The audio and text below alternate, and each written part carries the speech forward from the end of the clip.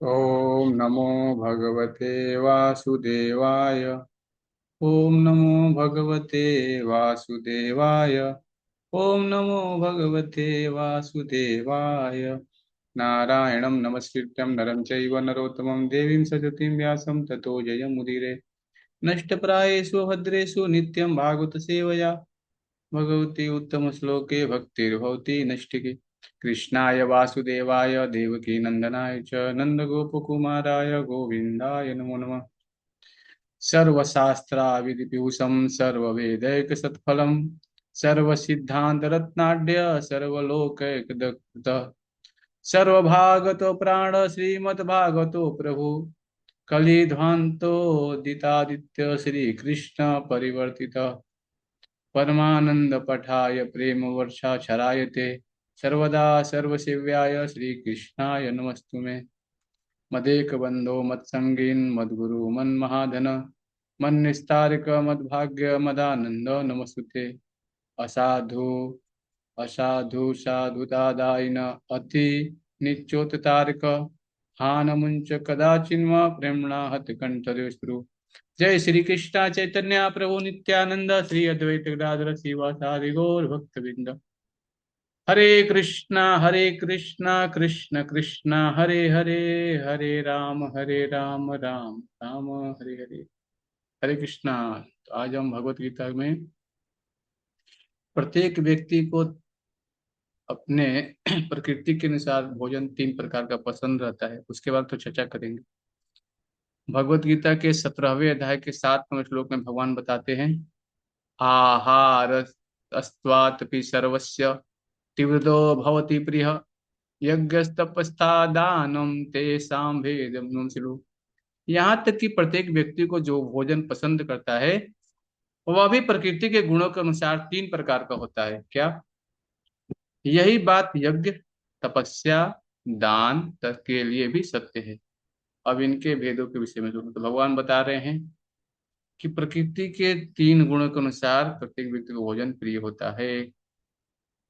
आयु सत्व बलारोग्यम सुखम प्रीति विवर्धना रस्या स्निग्धा स्थिरता हृदय आहार सात्विक प्रिय।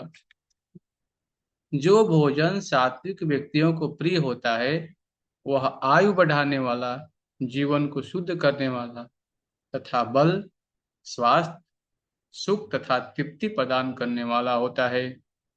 ऐसा भोजन रसमय, स्निग्ध, स्वास्थ्यप्रद तथा हृदय को भाने वाला होता है। तो सात्विक भोजन के बारे में यहाँ पे चर्चा हो रही है। जो लोग सात्विक होते हैं वो लोग भोजन रसमय, स्निग्ध, स्वास्थ्यप्रद, हृदय को भाने वाले ऐसे भोजन को ग्रहण करते हैं जिससे उन्हें बल मिले, स्वास्थ्य अच्छा रहे, सुख आए जीवन में। कटु अम्ल लवण अति उष्ण तीक्ष्ण रुच्च विदाहीन आहारा राजस्य दुख शोकामय प्रदा। अत्यधिक तिक्त, खट्टे, नमकीन, गरम, चटपटे, शुष्क तथा जलन उत्पन्न करने वाले भोजन रजोगुण व्यक्तियों को प्रिय होते हैं। ऐसे भोजन दुख, शोक तथा रोग उत्पन्न करने वाले हैं। तभी हमने पढ़ा कि जो सतोगुण में व्यक्ति होता है उसको भोजन कैसा पसंद है, रस में भोजन पसंद है। हाँ, सब्जी अच्छा, ताजा सब्जी, फल, दूध, दही, स्वास्थ्यप्रद, ये सब किसको पसंद होता है, सतोगुण व्यक्तियों को पसंद होता है। और जो व्यक्ति रजोगुण होता है, रजोगुण में रहता है, उसका लक्षण क्या है, अत्यधिक तिक्त होता है, खट्टा खाता है, नमकीन, गरम, चटपटे, शुष्क, जलन उत्पन्न करने वाला भोजन रजोगुणी व्यक्तियों को प्रिय होता है। ऐसे भोजन दुख, शोक तथा रोग उत्पन्न करने वाले हैं। तो ये होता है रजोगुणी व्यक्तियों को भोजन के बारे में चर्चा हो रही है। यातयामगत रसं पूतिं पर्युषितं च यतः भोजिष्ठमापि चामेध्य भोजनम तामसम प्रियम। खाने से 3 घंटे पूर्व पकाया गया, स्वादहीन, वियोजित एवं सड़ा, जूठा तथा अस्पृश्य भोजन वस्तुओं से युक्त भोजन उन लोगों को प्रिय होता है जो तामसी होते हैं। तो हमने रजोगुण को देखा, रजोगुण के व्यक्तियों को तिक्त, खट्टे, नमकीन, गरम, चटपटे होते हैं, जिसको भोजन रजोगुण होता है। अब तमोगुण व्यक्ति जो होता है क्या खाता है? जो 3 घंटे पूर्व पकाया गया स्वादहीन, वियोजित, सड़ा खाना, जूठा, हाँ, ऐसे भोजन किसको प्रिय होता है? जो तामसी लोग होते हैं उनको तामसी भोजन, 3 घंटा पहले पकाया गया स्वादहीन, वही सड़ा खाना, जूठा, अस्पृश्य वस्तु से युक्त भोजन उनको प्रिय होता है, तामसी लोगों को। तो आहार जो होता है, आहार का उद्देश्य आयु को बढ़ाना, मस्तिष्क को शुद्ध करना, तो शरीर को शक्ति पहुंचाना है।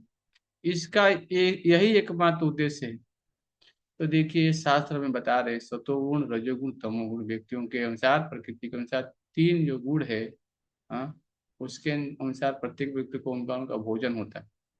अब सतोगुण के व्यक्तियों के बारे में मैं थोड़ा फिर से बताऊंगा आप लोगों को कि सतोगुणी व्यक्तियों को स्वास्थ्य, रसमय, स्निग्ध, स्वास्थ्यप्रद और हृदय को भाने वाला भोजन पसंद होता है। तो देखिए हमारी शरीर है, हाँ, शरीर को, मस्तिष्क को शुद्ध करने के लिए, शक्ति पहुंचाने के लिए, हाँ, आहार हमारा शुद्ध होना चाहिए। इसका यही एकमात्र उद्देश्य है। प्राचीन काल में विद्वान पुरुष ऐसा भोजन चुनते थे जो स्वास्थ्य तथा आयु को बढ़ाने वाला हो, यथा दूध के व्यंजन, चीनी, चावल, गेहूं, फल और तरकारियां। ये भोजन सतोगुणी व्यक्तियों को अत्यंत प्रिय होते थे।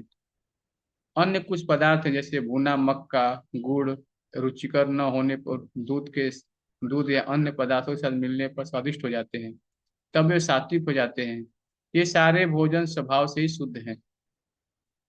ये मांस तथा मदिरा जैसे अस्परी पदार्थों से अर्थात भिन्न है। तो हम देखिए शास्त्र में बता रहे हैं, जब संसार में आपको देखिए यहाँ पे सब्जी है, चीनी है, चावल है, दूध है, तरकारी है, सब कुछ तो है, फिर हम मांस क्यों खाएं? हाँ?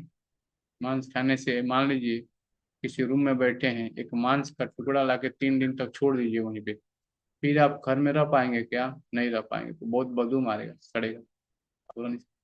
अब वही मांस को अपने शरीर में डालेंगे तो क्या होगा बताइए? हाँ, शरीर आपका कितना परेशानी होगी, बीमारी फैलेगा। हाँ, तो बताया गया है यहाँ पे कि ये मांस तथा मदिरा जैसे अस्पृश्य पदार्थों से होता भिन्न है। 8वें श्लोक में जिस जिन स्निग्ध चिकने पदार्थों का उल्लेख हुआ है, उनका पशु वध से प्राप्त चर्बी से कोई नाता नहीं होता। ये पशु चर्बी वसा दुग्ध के रूप में उपलब्ध है, जो समस्त भोजन में परम चमत्कारी है। दूध, मक्खन, पनीर तथा अन्य पदार्थों से जो पशु चर्बी से मिलती है, उससे निर्दोष पशुओं के मारे जाने का प्रश्न नहीं उठता। यह केवल पार्श्विक मनोवृत्ति है, जिसके कारण पशु वध चल रहा है। आवश्यक चर्बी प्राप्त करने की संस्कृति विधि दूध से है। पशुवध तो अमानवीय है। मटर, दाल, दलिया आदि से प्रचुर मात्रा में प्रोटीन उपलब्ध होता है। जो राजस भोजन कटु, बहुत लवणी तथा अत्यधिक गर्म, चरपरा होता है, वह आमाशय में श्लेष्मा को घटाकर रोग उत्पन्न करता है। तामसी भोजन अनिवार्यता बासी होता है। खाने के 3 घंटे पूर्व बना कोई भी भोजन भगवान को अर्पित प्रसादम को छोड़कर तामसी माना जाता है। बिगड़ने के कारण उसमें दुर्गंध आती है, जिसे तामसी लोग को प्रायः आकृष्ट होते हैं, किंतु सात्विक पुरुष उसमें सुख मोल लेते हैं। तो बताया गया है कि अगर भगवान को प्रसाद अर्पित नहीं है, हाँ, 3 घंटा पूर्व पहले, तो वो भी क्या है? तामसी है। तो भी हमें समझना पड़ेगा, तामसी भोजन सतोगुणी व्यक्ति को प्रिय नहीं होता है। उच्छिष्ट जूठा जूठा भोजन उसी अमाशय में किया जा सकता है जब वो उस भोजन का एक अंश हो जो भगवान को अर्पित किया जा चुका हो, या कोई साधु पुरुष विशेष रूप से गुरु द्वारा ग्रहण किया गया हो। अन्यथा ऐसा जूठा भोजन तामसी होता है और वह संदूषण या रोग को बढ़ाने वाला होता है। यद्यपि ऐसा भोजन तामसी लोगों को स्वादिष्ट लगता है, लेकिन सतोगुणी को न तो छूना पसंद है, न खाना। सर्वोत्तम भोजन तो भगवान को समर्पित भोजन का उत्कृष्ट है।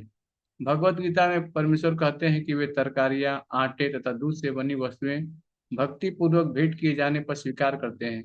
पत्रम, पुष्पम, फलम, तोयम। निसंदेह भक्ति तथा प्रेम ही प्रमुख वस्तुएं हैं जिन्हें भगवान स्वीकार करते हैं।